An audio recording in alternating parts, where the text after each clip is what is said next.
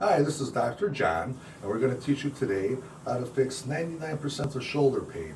Typically, the shoulder slides out forward, so let's find out what we can do. So this is Miss Patty. She's going to hold her arm out in front.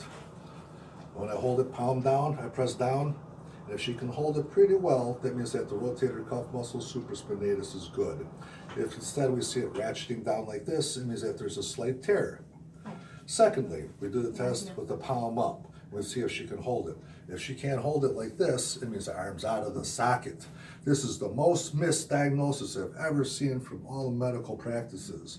So in that case, with this being a little bit weak, palm up, I know that I have to reset the shoulder joint. Here's the good part. Here's how to save $1,000 from the emergency room or the orthopedist. I put my chest on the back of her scapula so it's tight. I bring the arm up at a 45-degree angle, and I'm just going to pull her arm in this direction into my chest. And you'll probably hear a little click. Go boom.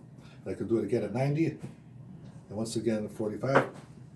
And now, when she puts her arm out, we can recheck, and it's strong like a bull. That's what we're looking for, folks. Have a good day.